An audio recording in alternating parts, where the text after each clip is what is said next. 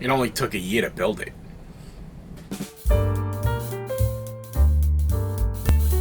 Hey, welcome back to Frank's Modelworks. I'm Frank. It took a year to build that. It was part of the body finishing tutorial series that I started May-ish of last year.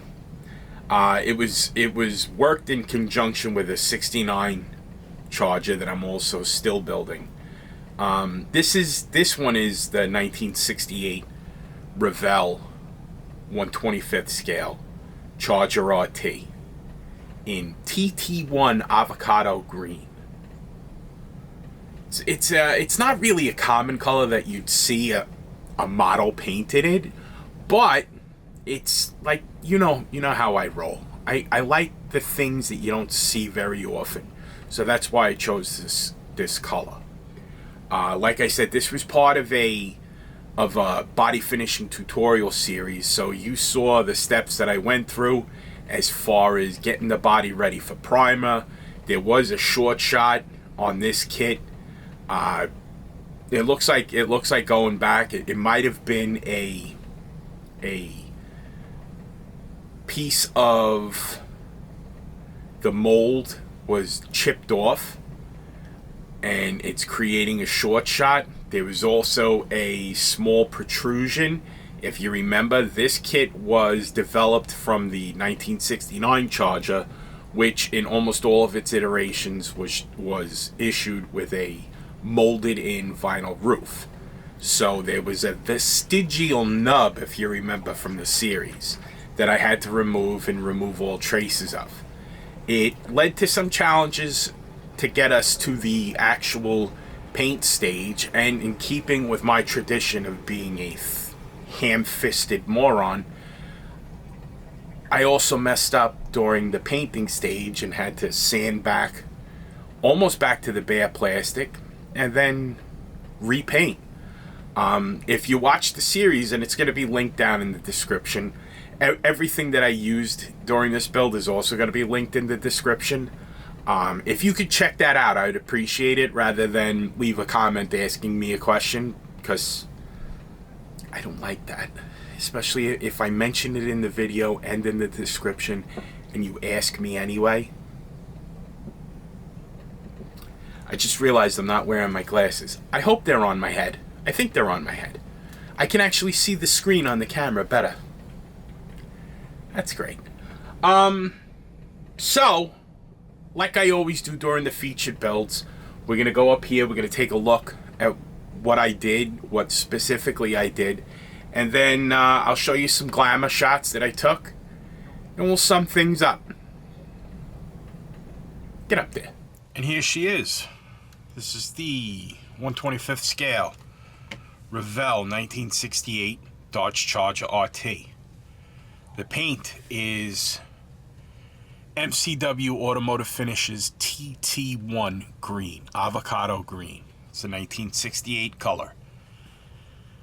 The wheels and tires are printed from files by Force Modelworx. There will be a link in the description to their Cults 3D page. In addition, they have a retail website. I think I've seen these wheels and tires on their retail site. Don't hold me to that. I will provide links. They will be in the description. Rest of the exterior details. The antenna was made with Albion Alloys tubing. I got that from Burbank House of Hobbies. There will be links in the description. The wheels, the chrome trim, and the chrome trim for the scripts, which came off a Model Car Garage photo etch details sheet, and the side marker lights were treated to the Revell chrome spray.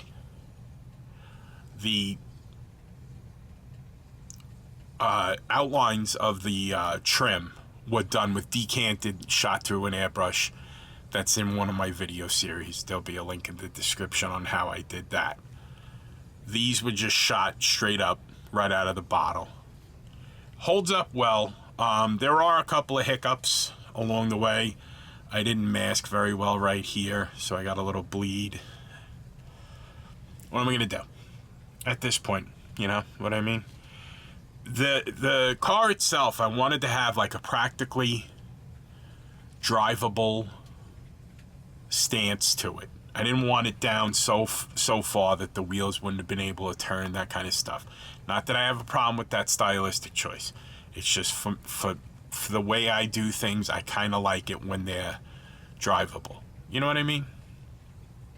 But I do love a good rake in a really lowered car. Don't get me wrong. It's just for this one I wanted to have it practical.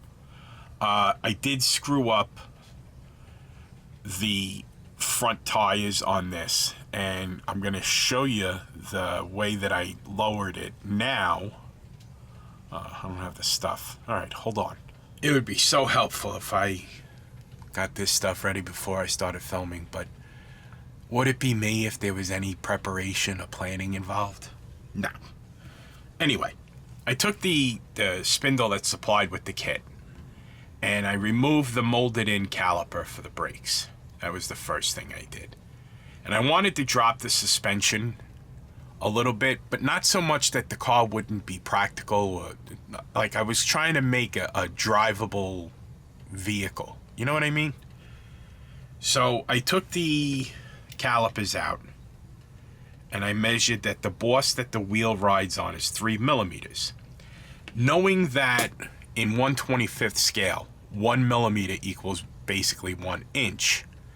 If I dropped the front suspension 3 millimeters, that would be a 3-inch drop, which is not a ridiculous drop in terms of the stock vehicle. So I got some 3 millimeter out of diameter tubing and placed it on top of the existing boss, and I glued it onto the spindle.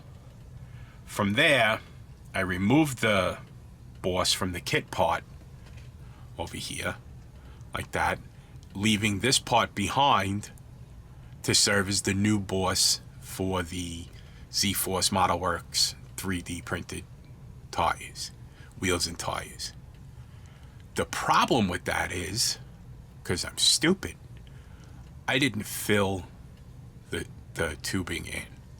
And what wound up happening was it sheared right off during construction of the car. At that point, I guess I was building angry because it was right after I stopped production, and I just was slapping this thing together. I kept knocking the wheels and tires off. But having calmed down significantly since the beginning of June, this is what the spindle on the blue 69 Charger will look like, because I actually filled in the tubing, not with glue or anything like that. I actually got a piece of tubing that fit the inside diameter of the tubing. I believe it's 2.5 millimeter. And I drilled out, I center punched and drilled out for this to be drilled and pinned into the spindle itself. And it's providing for a fairly strong, I mean, I could probably rip this apart if I was in a Hulk smash mood, but this is, I think, the better way to go, and the way I should have gone with this, rather than just relying on tubing butt glued to the spindle the way I did here. I never said I wasn't stupid. In fact, I think I've said on many, many occasions that I am stupid, and I make stupid mistakes constantly. But that is how I lowered the front suspension, and it wound up getting screwed up, and then, you know, sometimes you just gotta wing it. Let's move on.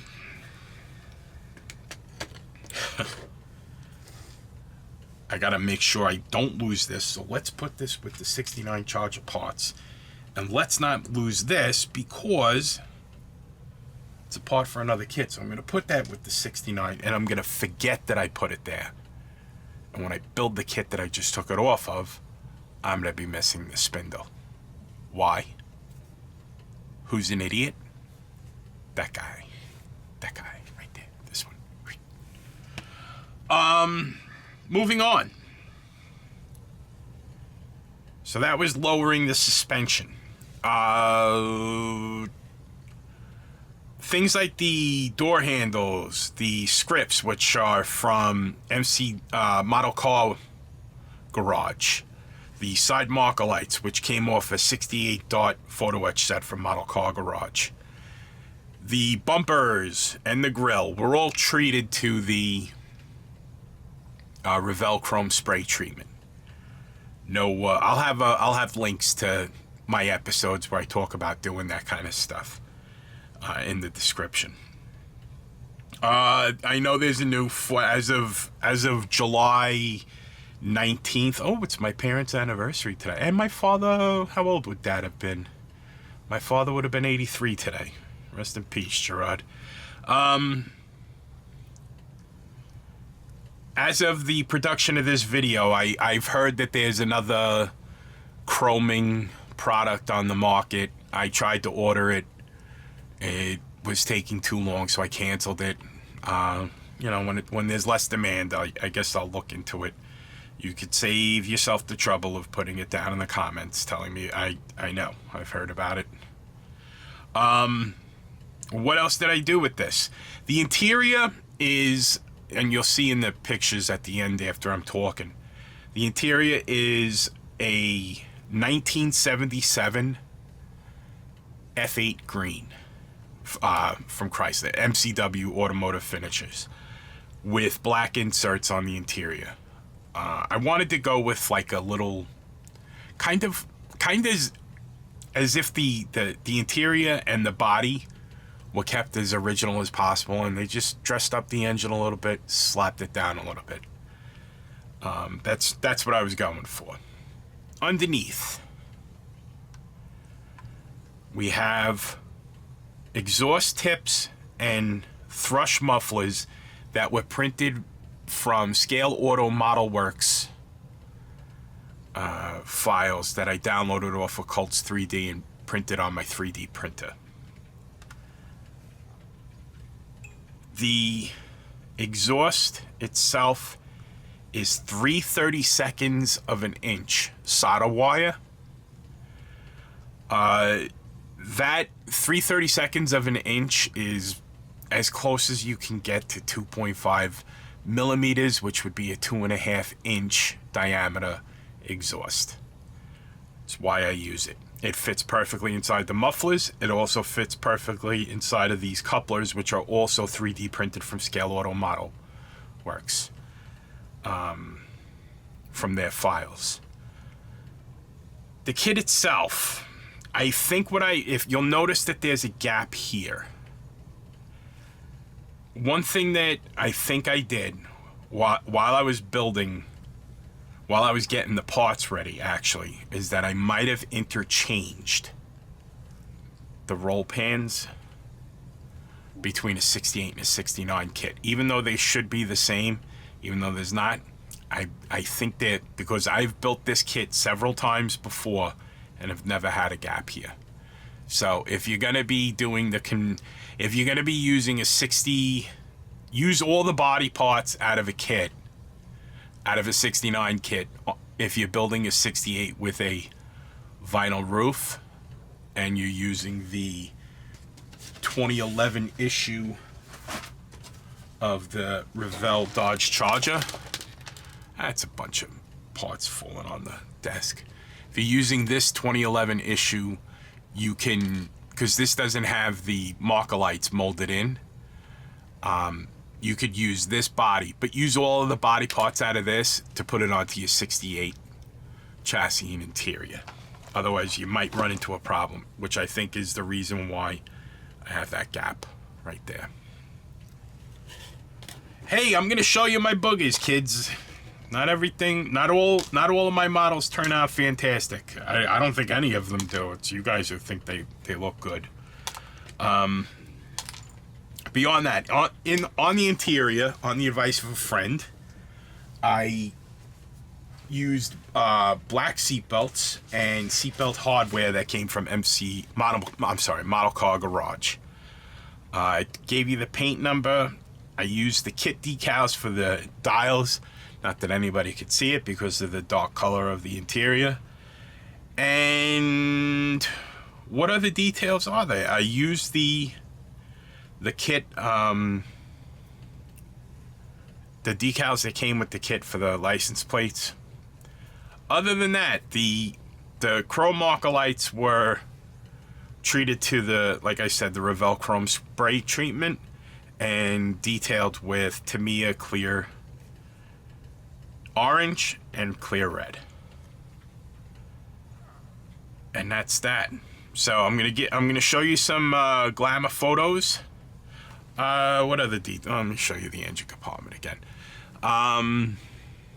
Wires are from Detail Master, Gopher, and that's it.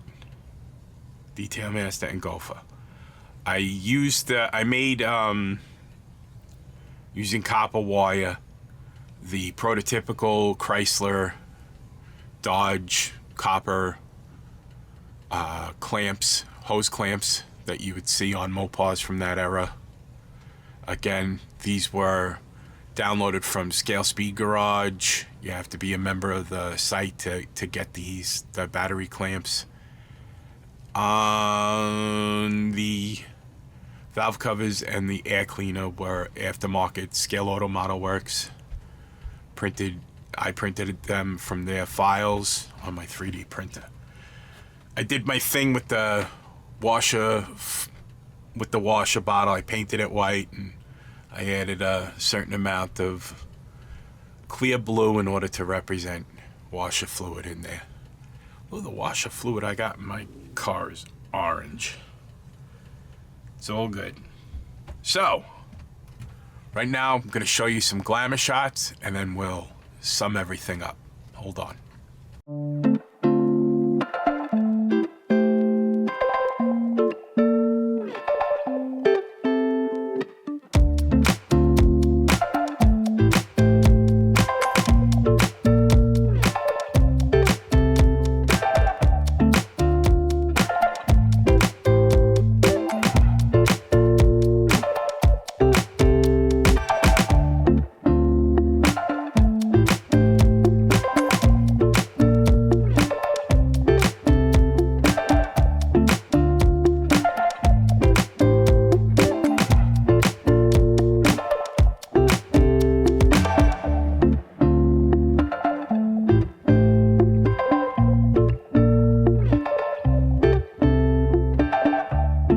As you can see from the pictures and the videos, it's not really up to my normal par.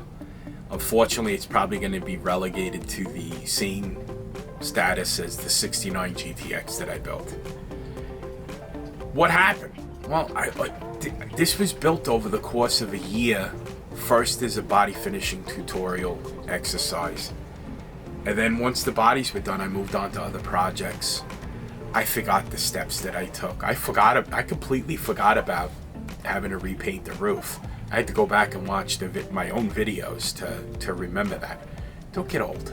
Getting old is start forgetting everything. I'm Frank, by the way. How you doing?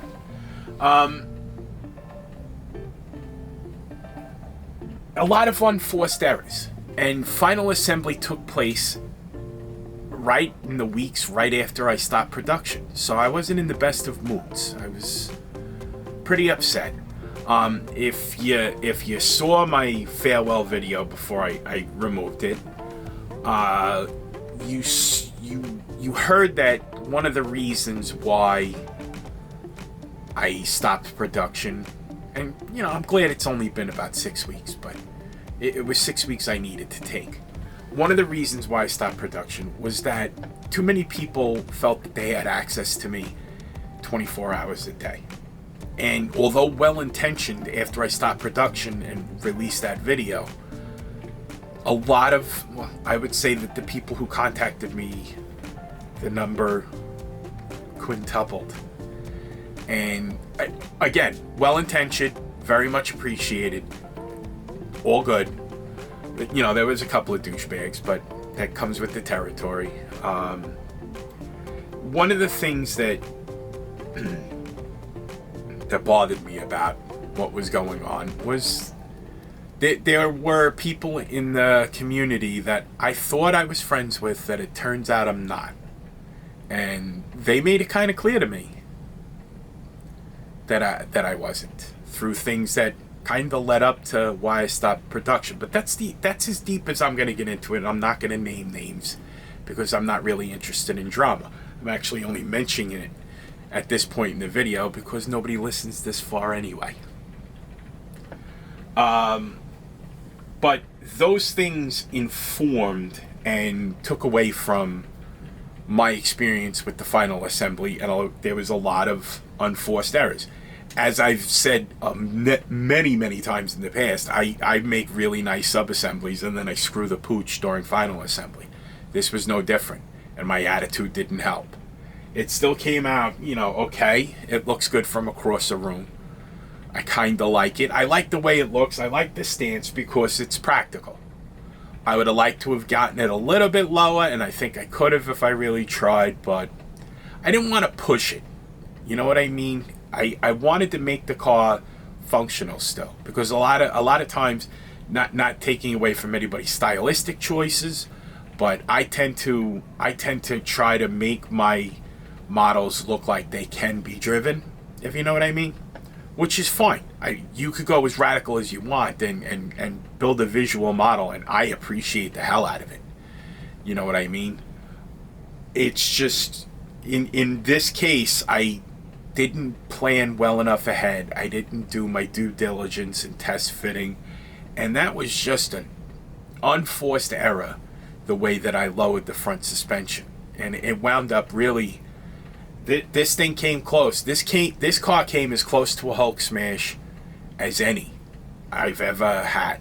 This one almost didn't make it, and I'm glad that it did. But I think everything that surrounded its final construction, its final assembly, is what's souring my attitude towards it. So try not to do that, because there's no way to go through life. And remember one thing: anxiety, for the most part, is your own mind whispering mean things about yourself in your own ear. There you go. A little pearl of wisdom from your pal Frank after a couple of months. With that said, as always, I got Frizzo's back. I got Nick's back. I appreciate your support. It's good to be back. I appreciate the amount of people who had my back through what I went through. And I realized who my really, really good friends are in this hobby. And I found out who do I got to stay away from, which is cool. No hard feelings. God bless you, and I wish you well. But until we speak again, my friends, take care of yourselves and be well.